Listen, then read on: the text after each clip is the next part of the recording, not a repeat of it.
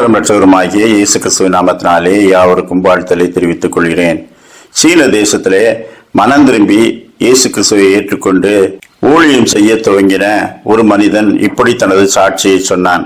எல்லாரும் அவரிடத்திலே நம்மை சுற்றி அநேக தத்துவங்களும் அநேக நம்பிக்கைகளும் இருக்கும்போது உங்கள் வாழ்க்கையிலே கர்த்தர் என்ன அற்புதத்தை செய்தார், நீங்கள் எப்படி இயேசு கிறிஸ்துவை ஏற்றுக்கொண்டீர்கள் என்று சொல்லுங்கள் என்று கேட்டார்கள். அப்பொழுது அவர் சொன்னார், நான் என் சொந்த வாழ்க்கையிலே பட்ட கஷ்ட நஷ்டங்களை குறித்து சொன்னால் அது எல்லாருக்கும் பொதுவான ஒன்றுதானே, இதுல என்ன பெரிய மாற்றம் இருக்கிறது என்று நீங்கள் நினைப்பீர்கள். ஆனால் ஆவிக்குரிய ஒரு சத்தியமாக அதை சொல்லுகின்றேன், அதை நீங்கள் உணர்ந்து கொள்ள முடிந்தால் உணர்ந்து கொள்ளுங்கள் என்று சொல்லி அவர் தன்னுடைய சாட்சியை சொன்னார்.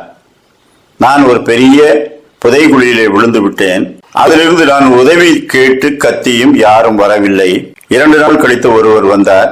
அவர் என்னை பார்த்துவிட்டு, இதோ பக்கத்திலேயே இங்கே புதைகுழி இருக்கிறது, இங்கே செல்லாதீர்கள் என்று ஒரு அறிவிப்பு பலகையை நான் ஏற்கனவே வைத்திருக்கிறேன் அல்லவா, நீ அதை பார்த்தும் பார்க்காமலும் இதற்குள்ளே வந்து விழுந்து விட்டாயே, உனக்கு நான் செய்யக்கூடிய உதவி இந்த எச்சரிக்கை பலகையை வைப்பது மட்டும்தான் என்று சொல்லிவிட்டு போய்விட்டார்.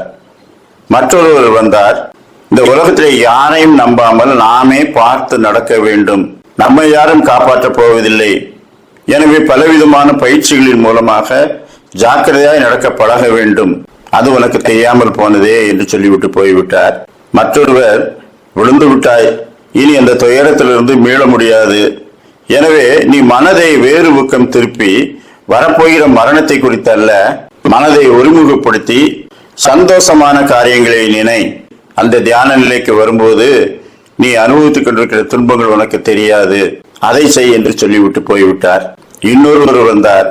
அவர் ஒரு புதைகுழியிலே விழுந்து விட்டால் எப்படி தப்பிப்பது என்பதை நாங்கள் பயிற்சியாக நடத்தி கொண்டே இருக்கிறோம், நீ அந்த பயிற்சிக்கு வந்திருக்கலாம், இப்பொழுது அந்த பயிற்சியை உனக்கு கொடுக்க முடியாது, அதை தாண்டி விட்டாய் என்று சொல்லிவிட்டு போய்விட்டார்.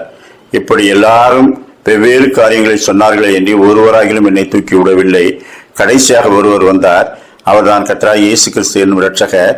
அவர் தனது சால்வையை என்னை நோக்கி எறிந்து, இதை பிடித்துக்கொள், நான் உன்னை தூக்குகிறேன் என்று சொல்லி பாவச்சேற்றிலிருந்து என்னை தூக்கி எடுத்து தம்முடைய பரிசுத்த இரத்தத்தினாலே என் பாவங்களை எல்லாம் மன்னித்து என்னை தம்மோடு சேர்த்து கொண்டார்.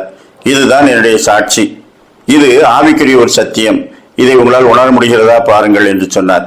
எபேசியர் 2:5 அக்கிரமங்களில் மரித்தவர்களாக இருந்த நம்மை கிறிஸ்துவுடனே கூட உயிர்ப்பித்தார், கிருபையினாலே ரட்சிக்கப்பட்டீர்கள், கிருபையினாலே விசுவாசத்தை கொண்டு ரட்சிக்கப்பட்டீர்கள், இது உங்களால் உண்டானதல்ல, இது தேவனுடைய ஈவு, நித்திய நரகத்துக்கு நீங்களாகி ரட்சிக்கப்பட்டிருக்கிறோம் என்றால் கிறிஸ்து நம்மேல் வைத்த தயவும் அன்பும் வெளிப்பட்ட போது அதை பிடித்துக் கொண்டோம். எவன் மேல் இரக்கமாயிருக்க சுத்தமாயிருக்கிறாரோ அவன் மேல் இரக்கமாயிருப்பார், நம்மீது அவர் இரக்கமாயிருந்தார், அதனாலே ரட்சிக்கப்பட்டிருக்கிறோம். கிருபையின் காலம் முடிய போகிறது, அதற்குள்ளாக அவரை பற்றி கொண்டு பாவங்களை அறிக்கையிட்டு விட்டுவிட்டு அவருடைய இரக்கத்தை பெற்றுக் கொள்கிறவர்கள் பாக்கியவான்கள். இந்த ரட்சிப்பின் நிச்சயத்தை நீங்கள் பெற்றிருக்கிறீர்களா? உலகத்தில் நேரிடும் அநேக துயரங்களும் நன்மைகளும் சந்தோஷங்களும் எல்லாம் அழிந்து போகும். ஆனால் என்னென்றைக்கும் இருக்கிற அந்த நித்திய ராஜ்யத்தை பெற்றுக்கொள்ள பூமியிலே நமக்கு கொடுக்கப்பட்ட நாட்களில் அவரை பற்றி கொண்டிருப்போமாகில் அவரோடு ஜீவித்து அரசாளுவோம். கர்த்தர் தாமே அப்படிப்பட்ட நல்ல சிந்தனைகளை நமக்கு தந்தருள்வாராக. ஆமேன்.